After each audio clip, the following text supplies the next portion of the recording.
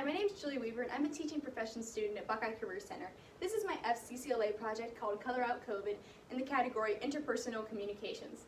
So to start, this year hasn't been the greatest for any of us. The pandemic has impacted our lives in many, many ways. So when I started my project, I wanted to think about something that related to the pandemic, a problem that it had caused. So throughout, you'll see this symbol of a rainbow, and for me, that's a symbol of hope and encouragement in this dark time, that we can come together as a community to get through this. So my area of concern, like I said, I wanted something related to COVID-19, and I thought of nursing homes, because nursing homes have now limited visitors and events in order to keep residents safe. On the downside of this, residents have been completely isolated, and this isolation is detrimental to their mental well-being. The Mental Health Foundation found that people who are more socially connected to family, friends, or their community are happier, physically healthier, and live longer, with fewer mental health problems than people who are less well connected. Some statistics kind of go along with this. The Ultra Institute conducted a 2020 survey going over the effects of COVID-19 in nursing homes. Police said additionally, 76% of respondents reported that they felt lonelier under the restrictions. So the restrictions are restricting the residents and making them feel a lot lonelier. So some of the responses that residents gave in the survey, one said, "If the virus doesn't kill me, loneliness will. I've been restricted to my room so long, life has gotten worse. No visitors, no going out, no nothing. I'm not able to get around the center, no group activities or able to socialize with friends. I miss the visitors and volunteers that came very often in the music groups." So a lot of the activities that residents used to do have been taken away, and they're feeling lonely and isolated because of this. So the Harvard Medical School said that nursing home residents aren't getting half of our resources or half of our attention, yet they account for roughly half the deaths. So it's not just the isolation, it's also the fear of this virus, that they could get it and get gravely ill. So the Psychiatric Times, they write, "At the same time, an enormous stress on staff from actual and feared exposure at work, the physical burden of wearing hot and restrictive PPE all day, and financial loss if they miss extended work time." So it's also not just residents, it's the staff who are really stressed under these restrictions. So the concern is evident, but my question was, how do I safely help while following these restrictions? Because people really struggle to fight COVID-19 because of the restrictions. So I had to find a way without having any direct contact. Hence, I came up with the idea of window decorating. So this would be, we'd stand on the outside and we'd write encouraging messages and images. And on my board I have a picture of a window with like snowmen and "we love you" and flowers and stuff. Some examples of what we would write on there. And some alternatives I thought of were sending encouraging cards, flowers, or candy, or filling or building birdhouses to hang outside their windows. And I'll talk about those later. So my goal is to brighten the day of residents and staff in long-term care facilities, and I hope to provide a form of communication that will strengthen community bonds by letting them know they are really cared about by our community. And communication is essential to good mental health, and like I said, we're providing that form of encouragement for them. And I'm going to record this by recording the responses of the residents and staff, and then the staff that I'm in contact with, I'm going to ask for feedback from them. So my plan, the who, what, where, when, why, we did this at New Dawn Retirement Community, and we started on January 23rd, 2021, and we continue to go every Saturday. And the cost was $85 with the markers, stencils, window cleaner. And evaluation, like I said, I'm going to get that feedback from the residents and staff. My plan, step by step, research communication techniques and skills along with finding an area of concern, gather a group of volunteers to participate and help, research window drawing ideas and the supplies, buy those supplies, and then plan the day we will go and do it, and then receive feedback from staff and residents. So how everything went down, it started in December 2020 when I was still looking for my area of concern and what I could do. So everything would have to involve minimal contact. So I thought about making encouraging cards or cute crafts to drop off, but restrictions were really high at the time and staff were under a lot of stress. So I figured I could save that for later on if restrictions would loosen. So instead of doing that, I thought of window drawings, because there'd be no contact and I wouldn't have to burden the staff, it would just be me doing it. So I ended up going with that.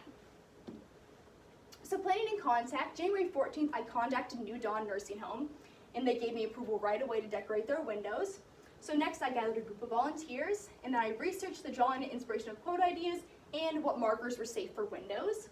And then I created stencils and got everything planned for the day we would go. So action, like I said, January 23rd was the first Saturday we went, and we met at New Dawn and we worked for about 2 to 3 hours, and some examples of sayings we wrote were "we're all in this together," "we love you," and "you can do this." about 30 windows that first time, and every Saturday we continue to go back and decorate more. So here's a picture of me and my friend beside a window we had decorated with cards.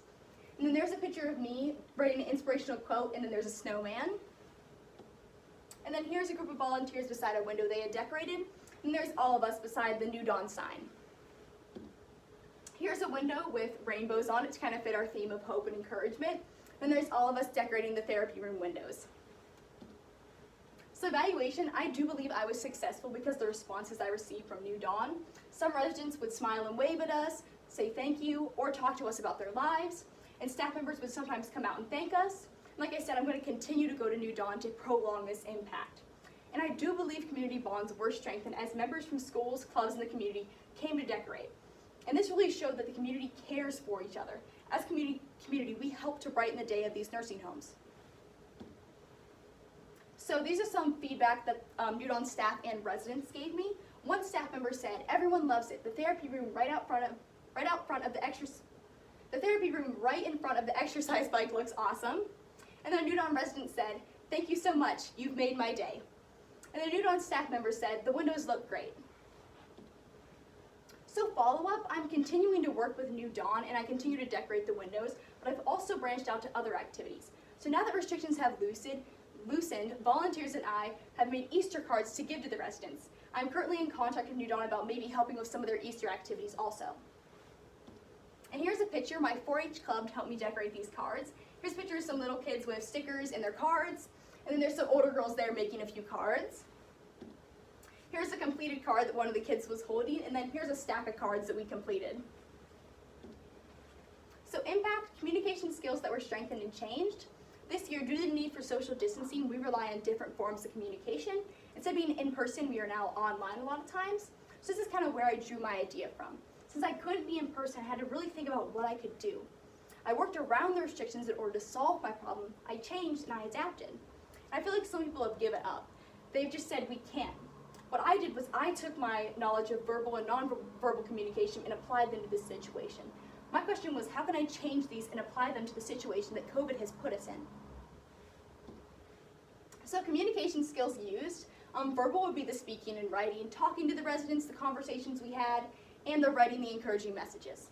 And then nonverbal would be my body language and the drawings, the hearts and flowers and stuff, and then body language, smiling, waving, making sure we were excited to be there.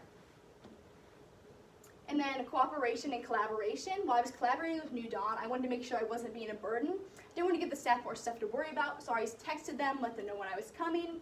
And I also checked in my volunteers to set a good time of day when we could go. In management, I made sure all my supplies were neatly organized in a bag, and I brought stencils in case it was hard to write on the windows, and I also brought a heating pack and a cooler to keep my markers warm because it was cold outside. And everything went pretty smoothly because of these things. So relation to family and consumer sciences, FCCLA is all about developing those leadership and life skills, and this project has provided me with a greater understanding of problem solving and communication and collaboration skills. So a standard that goes along with this would be 13.3, demonstrate communication skills that contribute to positive relationships. So it would be positive community relationships. So my career in teaching professions, I'm planning on being a K-5 teacher. And I think a big takeaway is how teachers have had to change this year, going from in-person to online, problem solving and communicating in different ways. So I think I can use these skills and apply them to my future job as a teacher. So communication skills that I learned a lot about the different forms of communication, the verbal and nonverbal, and how to use them effectively, and how to adapt them to fit different situations like the pandemic or future problems we might have. So back to the idea of hope, encouragement, and love. That there is light at the end of this tunnel, and that we can all do our part in the community to help during this trying time. Thank you so much and have a wonderful day.